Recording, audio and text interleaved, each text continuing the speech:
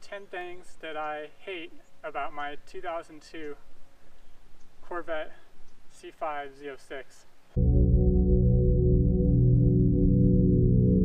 Number one, and this is one of my biggest pet peeves, the transmission is incredibly notchy when the car is cold and the transmission is not warmed up.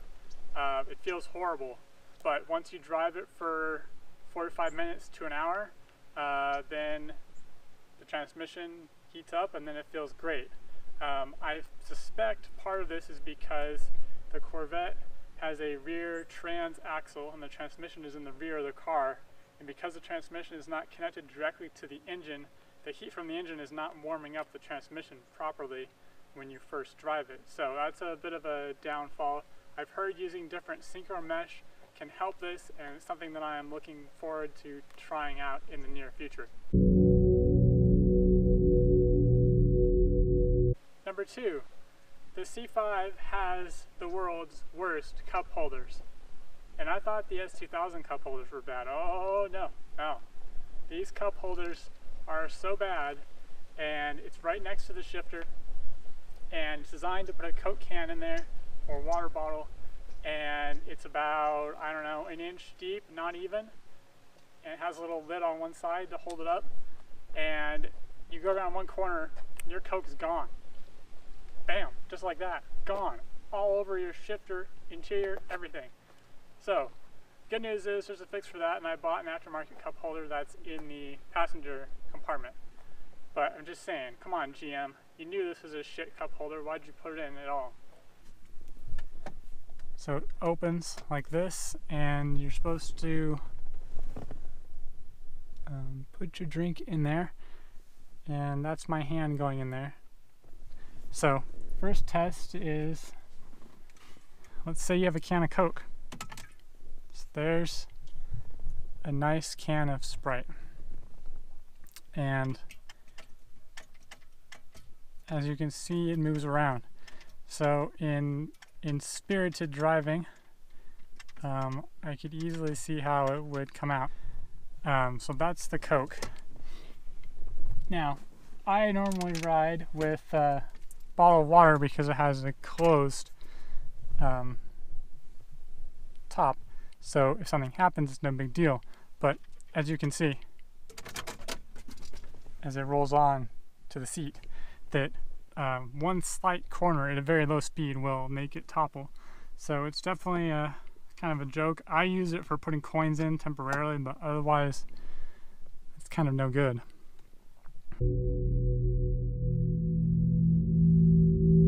Number three, the trunk on the Z06 doesn't pop up enough, and this is partly because the gas shocks are worn out and old, so it doesn't pop up enough. I have to take my fingernail and lift up under the trunk to get it open. So it's a little bit of a nuisance. So if you'll notice, that's as far as it pops. And there's my finger for reference. Now, if you were normally to open it, you would stick your finger in like this on this corner here, lift up to about there, and then it lifts up. Now, what I normally do is I pop the trunk, and then now watch as I shut the door.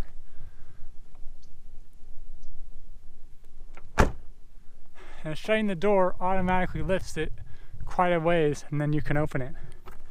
So that makes that a lot easier.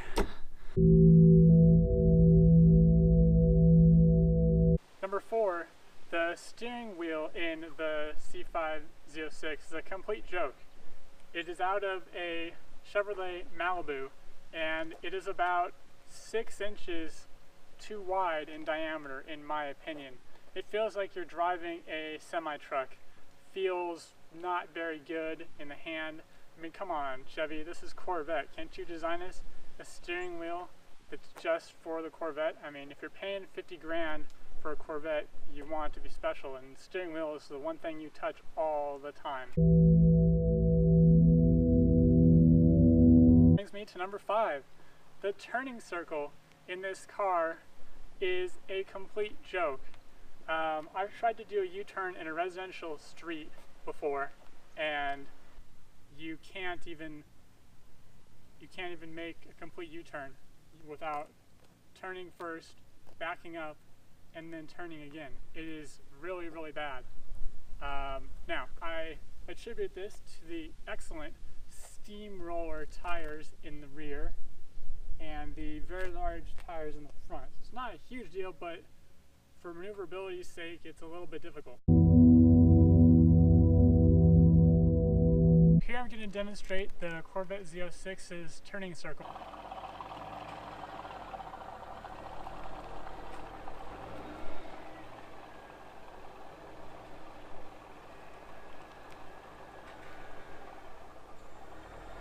I could only get halfway around before having to do a point turn and reverse.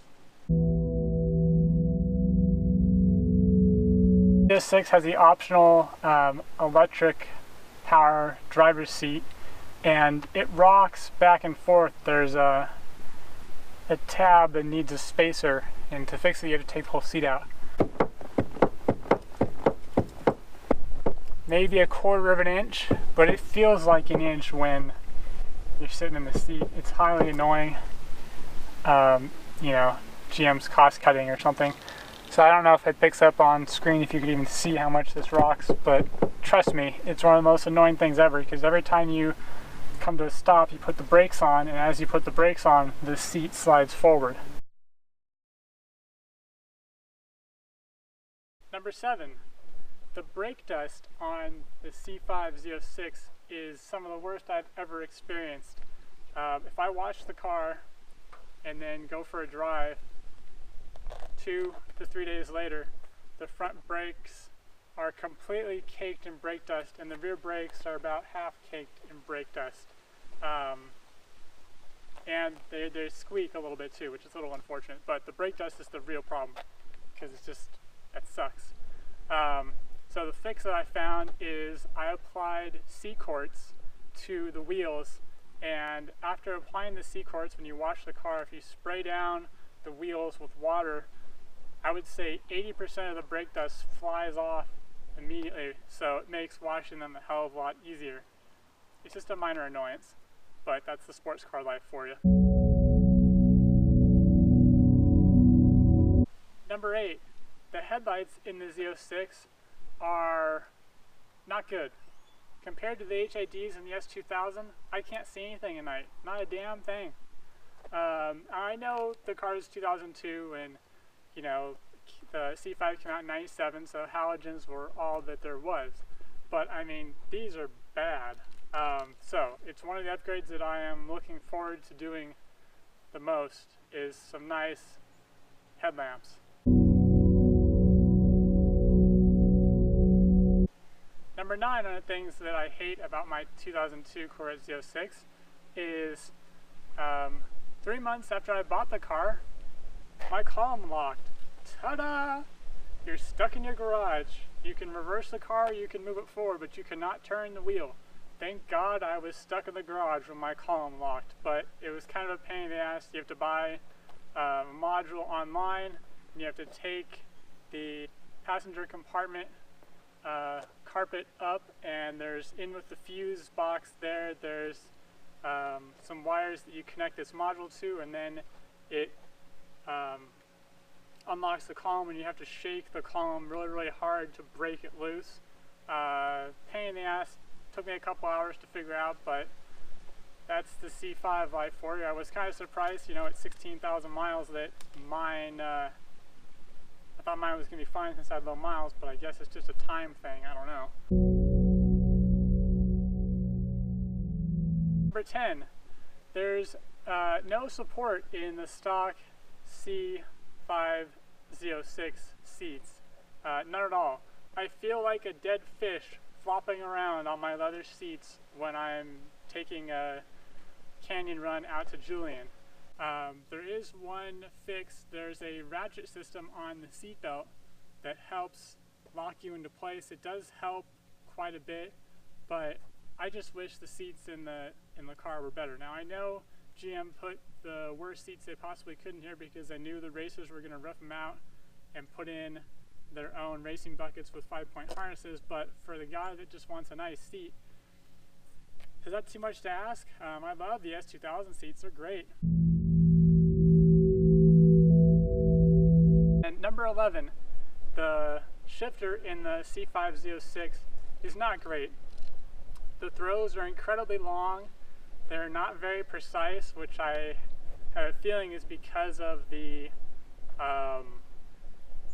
torque tube in between, because it's not a direct connection. You feel that it feels like you can feel some loose plastic parts in there or something. It does not feel very good compared to the S2000 shifter. And like I said before, with the shifter being notchy, that makes it feel even worse. But the shifter basically does not feel very precise at all. And on the top of my list is I would love to have a short shifter in this vehicle. I think it would completely change the way the car drives. Now, please remember, I love this car. It's a great car. I love its sexy looks, its amazing power, and it's bang for the buck, let's be honest. It's a great car. I'd recommend it to a lot of people that are looking for Corvettes. Buy a C506, they're great. Thank you for watching the 10 things I hate about my Corvette Z06. Please watch the 10 things that I love about my Corvette Z06. Please subscribe to StickShiftStudios. Have a great day.